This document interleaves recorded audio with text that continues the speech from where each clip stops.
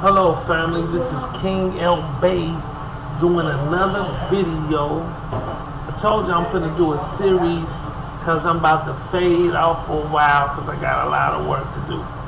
So today we're going to talk about the Matrix as you and your straw man. Meet your straw man in the Matrix. This is Meet Your Straw Man in the Matrix, the series. Come on. Dun dun dun. So let's talk about in realm versus in persona, right, family? So, in persona means that a judgment can be enforced against a person whenever he or she is. On the other hand, in the lawsuit and determining title to property in realm, then the action must be filed where the property exists and is only enforceable there. So, I want you to understand this, right? Your straw man is already in probate. You are already in probation as it relates to the straw man. The straw man is already in probation. So, probation literally means the testing of behavior. Most importantly, each of these processes involve a completely different court. The probate court addresses issues involving probate and admission of wills. The criminal court addresses issues involving the condition of probation. So the straw man is already in, you on probation with the straw man. That's why you have these laws. So you got to understand what's going on between you and the straw man. So the straw man is created through trust given to you as property. You entrusted with this property, which is the straw man. And through these doctrines of merger, you're going to understand how you have contracted with these processes. Okay? Joinder agreements are generally those, so you got to understand joinder and the doctrine of merger. Okay? A joinder agreement are generally those in which individual shareholders specifically agree that they will be subject to all or certain terms of the merger agreement. These agreements may contain additional obligations that the buyer requires of major shareholders, such as voting and agreements. So you got to understand that the United States is in bankruptcy, constantly going through bankruptcy. So the two people they got to serve is the what? Creditors and the what? Shareholders. So you are not a major player because you're not a majority shareholder, nor are you a creditor. So, understanding meeting your straw man in the matrix, you have to understand what's going on when it comes to this information. Now let's deal with the abatement.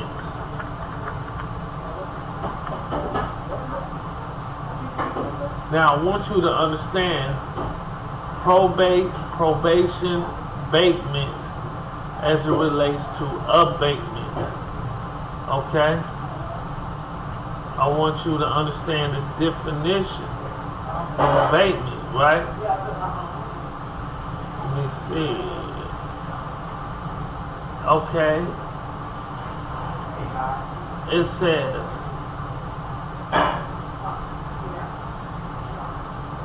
I want you to understand in abatement, right?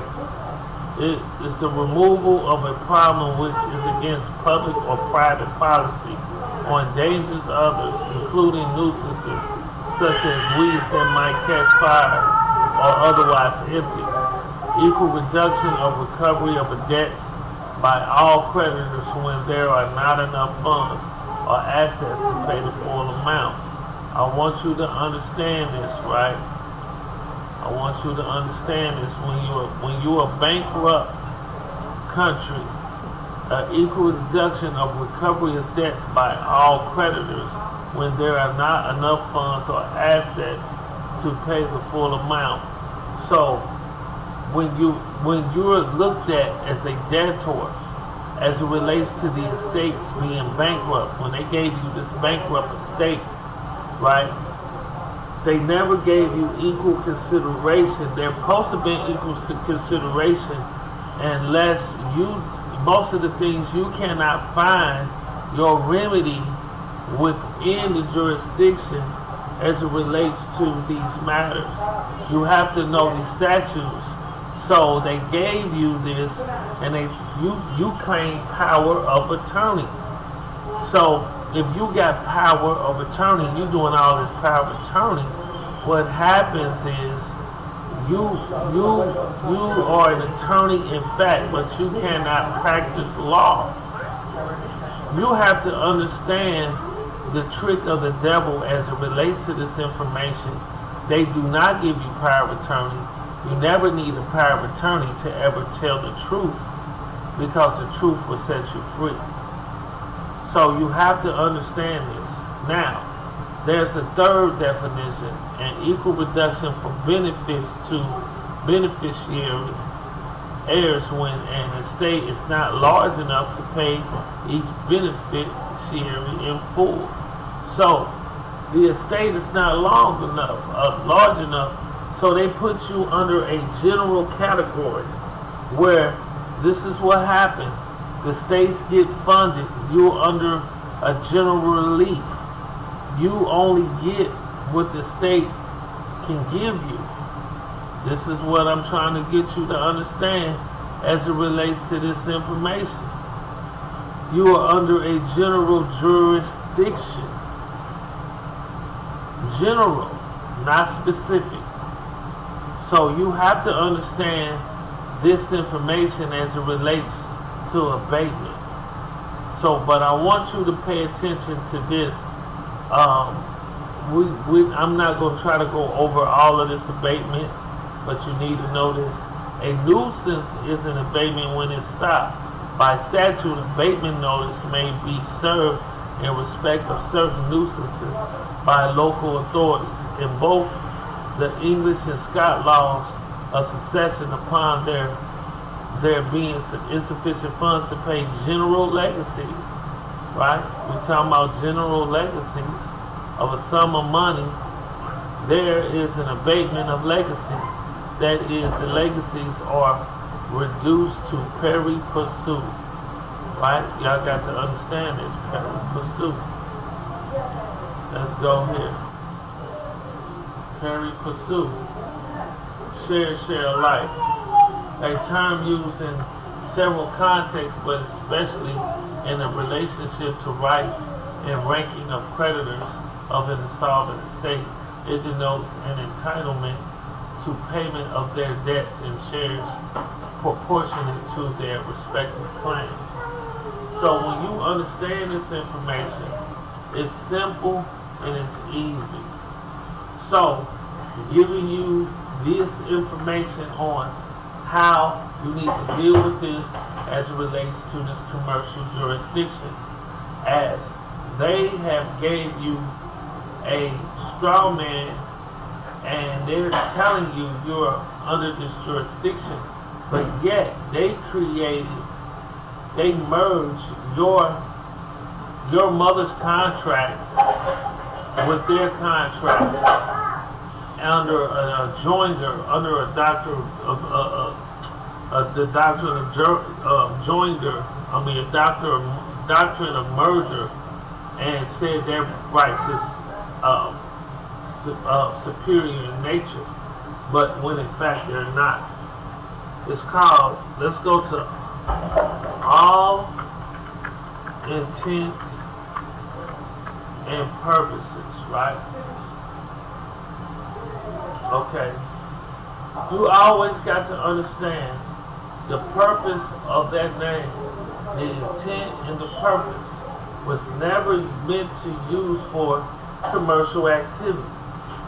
They gave you an estate without giving you everything that was necessary to function. You now, they never made, you're not an attorney to interpret it.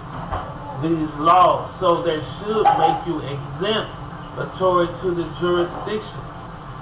You traverse yourself to the jurisdiction by trying to accede to the jurisdiction by adoption.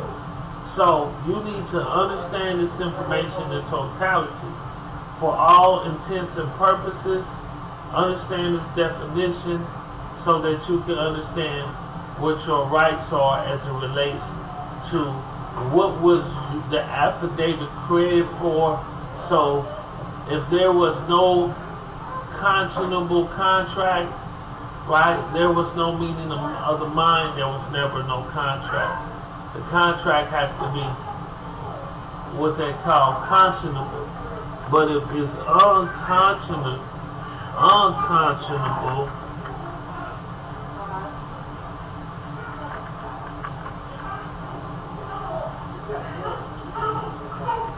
contract.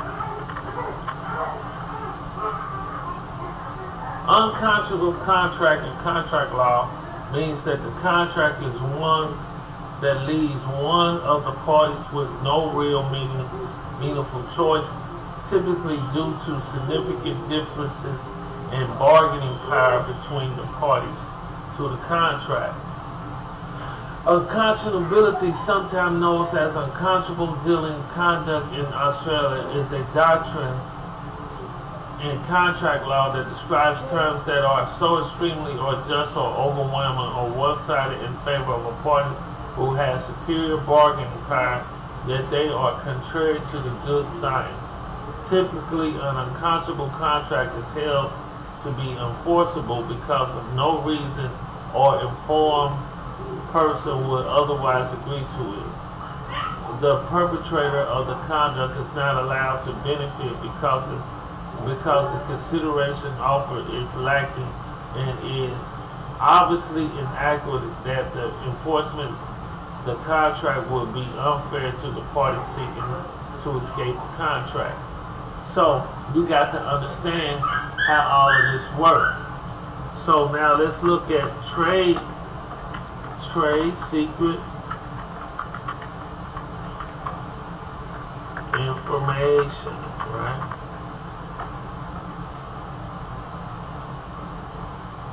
Confidential information is generally defined specific as a trade secret. The information is known or available to the public. It's not known or available to the public and is used by companies directly or business. The information provided the company with an economic advantage. The company takes reasonable efforts to protect the secrecy of the information. So they're using this, employing this strategy on you as a trade secret. So you got to understand, for all intents and purposes, what the name was supposed to be used for, and classify the jurisdiction to define your status. This is King L. Bay giving you short takes, dropping some videos in your lap, giving you some more trade secret information so that you can find your way home. Okay, Dorothy, clap your heels. I'm out. This is King L. Bay. Peace and love, family.